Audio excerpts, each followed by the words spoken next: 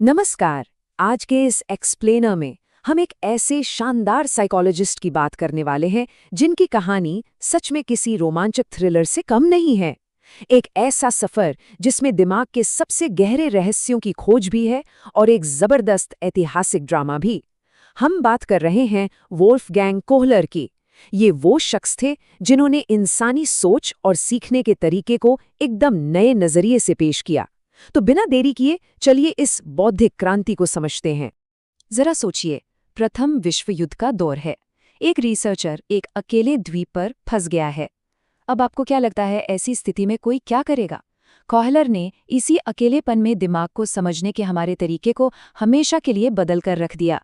ये पूरा सफ़र इसी हैरानगेज खोज को दर्शाता है कि कैसे एक अकेले फंस गए इंसान ने गेस्टल्ट साइकोलॉजी की एक ऐसी ठोस नींव रखी जिसका प्रभाव विज्ञान पर आज तक बिल्कुल वैसे ही बरकरार है। अगर इनके शुरुआती जीवन पर नजर डालें तो कोहलर का जन्म 1887 में एस्टोनिया के रेवेल में हुआ था। उनका एकेडमिक बैकग्राउंड काफी मजबूत था।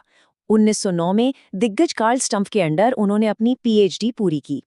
लेकिन कहानी में सबसे बड़ा ट्विस्ट आता है 1913 में। उन्हें कैनरी आइलैंड्स के टेनेरिफे प्राइमेट सेंटर का डायरेक्टर बनाया गया। उन्हें लगा था कि वो वहां मुश्किल से 1 साल बिताएंगे, पर तभी युद्ध छिड़ गया। कोई भी जहाज उन्हें वापस जर्मनी नहीं ले जा सकता था और वो वहां बुरी तरह फंस गए। पर खैर, यही फंस जाना एक बहुत बड़ी खोज का कारण बनने वाला था। उस वक्त साइकोलॉजी की दुनिया में एसोसिएशनिज्म का दबदबा था। ये एक ऐसी विचारधारा थी जो दिमाग को और व्यवहार को सिर्फ छोटे छोटे अलग अलग और बेजान हिस्सों यानी इनर्ट एटम्स के रूप में देखती थी। कोहलर को ये यांत्रिक सोच बिल्कुल एक जेल की तरह लगती थी। उनका सीधा सा मानना था कि दिमाग जो इतना जटिल और सटीक काम करता है वो आखिर इतना मशीन जैसा कैसे हो सकता है। बस यहीं से उम्र भर की एक इंटेलेक्चुअल रिबेलियन की शुरुआत हुई। तो आखिर वो कौन सी समस्या थी जिसे कोहलर सुलझाना चाहते थे? देखिए, एक तरफ थॉर्नडाइक का एसोसिएटिव लर्निंग मॉडल था, जिसका मानना था कि सीखना हमेशा धीरे धीरे ट्रायल एंड एरर से होता है, जैसे बिल्लियां बार बार गलतियां करके पजल बॉक्स से निकलना सीखती हैं। और दूसरी तरफ था कोहलर का इनसाइट लर्निंग मॉडल। कोहलर को पूरा विश्वास था कि सीखना अचानक हो सकता है। ये बार बार फिजिकल कोशिश करने से नहीं, बल्कि दिमाग के अंदर चीज़ों को नए तरीके से देखने यानी कॉग्निटिव रिस्ट्रक्चरिंग से होता है। और फिर आता है वो वाकई सिनेमैटिक मोमेंट जहां सब बदल गया। टेनेरिफे द्वीप पर कोहलर ने अपने चिंपांजीज के सामने केला थोड़ी ऊंचाई पर लटका दिया। शुरू में एक्सपेक्टेडली बनमानुषों ने खूब उछल कूद की, वही पुराना ट्रायल एंड एरर। लेकिन फिर कुछ बेहद अद्भुत हुआ। उन्होंने अपनी कोशिश रोकी, वो बैठे, उन्होंने आसपास देखा और अचानक ही एक जटिल समाधान निकाल लिया। उन्होंने एक के ऊपर एक बक्से रखे और सीधी बनाकर केले तक पहुंच गए। ये धीरे धीरे नहीं हुआ था, ये अचानक आया एक समझ का झोंका था। और इस अद्भुत घटना के साथ ही उभर कर आई ये नई परिभाषा, इनसाइट लर्निंग। असल में इसका मतलब है पुराने ज्ञान के अंदर अचानक नए संबंध ढूंढ निकालना। यह समझने वाली सबसे जरूरी बात यह है कि ये किसी बाहरी उत्तेजना पर निर्भर नहीं करता।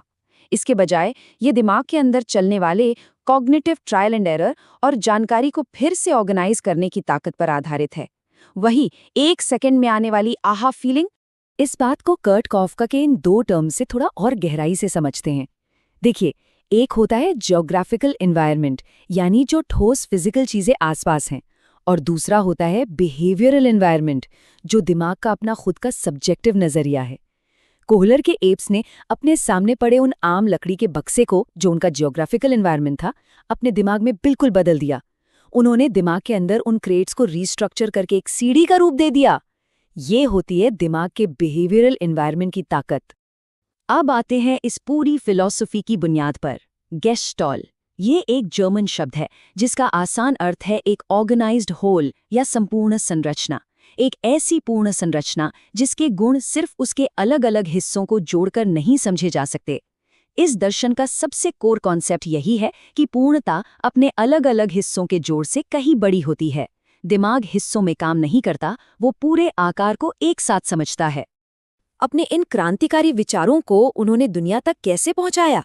अपनी शानदार किताबों के जरिए। 1920 की डायफिजिशन गेस्टाल्ट से लेकर 1969 की the task of gestalt psychology तक उन्होंने साइंटिफिक लिटरेचर को नए आइडियाज से भर दिया। इनमें से हर एक किताब इस नए मनोविज्ञान की नींव को पुख्ता कर रही थी और उस पुरानी एसोसिएशनिज्म की सोच को खुली चुनौती दे रही थी। लेकिन इन सब में उनकी सबसे चर्चित किताब थी द मेंटालिटी ऑफ एप्स। द्वीप पर बिताए गए उस अकेलेपन की ये सबसे खूबसूरत देन थी। सोचकर देखिए, अगर युद्ध के कारण वो लंबा आइसोलेशन नहीं मिलता तो शायद कॉग्निटिव साइंस का ये बड़ा मास्टरपीस कभी वजूद में ही नहीं आता। उस अकेलेपन ने ही उन्हें इतनी गहराई से, इतने करीब से ऑब्जर्व करने का मौका दिया। चलिए आगे बढ़ते हैं एक और बेहद दिलचस्प और थोड़े कॉम्प्लेक्स सिद्धांत की तरफ, साइकोफिजिकल आइसोमॉर्फिज्म। कोहलर का एक अटूट विश्वास था कि हमारा जो सचेत अनुभव है और हमारे दिमाग की जो फिजिकल क्रिया है, दोनों का आकार बिल्कुल एक जैसा होता है। उनका मानना था कि जैसे हम किसी चीज को अनुभव करते हैं, ठीक वैसे ही उसकी प्रक्रिया हमारे विजुअल कॉर्टेक्स में बहने वाले इलेक्ट्रिकल करंट्स के जरिए होती है। यानी दिमाग और अनुभव दोनों एक दूसरे की बिल्कुल आइडेंटिकल परछाइयां हैं। इसी के साथ एक कॉन्सेप्ट और आता है जिसे प्राग्नैंस कहते हैं। प्राग्नैंस दिमाग की एक ऐसी अद्भुत प्रवृत्ति है जिसमें वो असंतुलित या अधूरे आकारों को भी सबसे सरल, सटीक और सिमेट्रिक रूप में देखने की कोशिश करता है। हालांकि कोहलर खुद जिंदगी भर इस कॉन्सेप्ट को मैथमेटिकली परफेक्ट तरीके से डिफाइन करने में लगे रहे, पर इसने ये जरूर साबित कर दिया कि हमारा दिमाग हमेशा सटीकता और सादगी की तरफ भागता है। अब कोहलर का सफर एक बड़ा ऐतिहासिक मोड़ लेता है। 1922 आते आते वो बर्लिन में एक काफी मशहूर प्रोफेसर बन चुके थे, लेकिन 1933 में जर्मनी में नाजी रिजीम का आगमन हुआ। जूइश प्रोफेसर्स को लगातार निकाला जा रहा था। ऐसे माहौल में कोहलर उन गिने चुने लोगों में से थे जिन्होंने इस शासन का खुले तौर पर विरोध किया। नतीजा ये हुआ कि उन्हें अमेरिका पलायन करना पड़ा। 1935 में वो स्वर्थमोर कॉलेज आए और आगे चलकर 1946 में यूएस सिटीजन बन गए। अगर 1933 की बात करें तो कोहलर ने जर्मनी में ओपनली एक एंटी नाजी आर्टिकल प्रकाशित किया और वहां के मैंडेटरी हिटलर सल्यूट का ओपनली मजाक तक उड़ाया। ये इतिहास का पन्ना दिखाता है कि उनका गेस्टाल्ट या पूर्णता का जो नजरिया था वो सिर्फ लैबोरेटरी की चार दीवारी तक सीमित नहीं था। उनका क्लियरली मानना था कि इंसान की इंटेग्रिटी यानी उसके उसूल, उसके किरदार का एक पूर्ण हिस्सा होते हैं जिन्हें किसी के दबाव में तोड़ा नहीं जा सकता। उनके अमेरिका के दिन और भी गहन रिसर्च से भरे थे। स्वर्थमोर कॉलेज में उन्होंने अपने सहयोगियों हांस वॉलक और हेडविज वॉन रिस्टॉफ के साथ मिलकर साइकोलॉजी को नए आयाम दिए, जैसे वॉन रिस्टॉफ इफेक्ट और फिगरल आफ्टर इफेक्ट्स। वो लगातार स्कैल्प इलेक्ट्रोड्स के जरिए दिमाग के इलेक्ट्रिकल करंट्स पर टेस्ट करते रहे ताकि अपनी आइसोमॉर्फिज्म थ्योरी को एक ठोस वैज्ञानिक प्रमाण दे सकें। उनका ये डेडिकेशन कभी कम नहीं हुआ। वोल्फगैंग कोहलर का यह हस्ताक्षर बस एक नाम नहीं, बल्कि एक ऐसी लेगेसी को दर्शाता है जिसे नेशनल एकेडमी ऑफ साइंसेज और एपीए जैसे दिग्गज संस्थानों ने सम्मानित किया। ये लेगेसी न सिर्फ विज्ञान के प्रति उनके अटूट लगन का प्रमाण है, बल्कि मानव गरिमा और सद्भावना के उसूलों पर डटे रहने की बहुत बड़ी प्रेरणा भी है। वो हर मायने में एक सच्चे वैज्ञानिक थे। तो इस पूरे एक्सप्लेनर के अंत में हम सबके पास सोचने के लिए एक सवाल छोड़कर जाते हैं। हमारा अपना बिहेवियरल एनवायरनमेंट हमारे आसपास की समस्याओं को सुलझाने का तरीका कैसे तय करता है? क्या रोजमर्रा की परेशानियों को एक नए गेस्टाल्ट की तरह देखकर अचानक एक बढ़िया इंसाइट या समाधान ढूंढा जा सकता है? इस विचार पर गौर जरूर कीजिएगा। इस एक्सप्लेनर में जुड़ने के लिए बहुत बहुत शुक्रिया।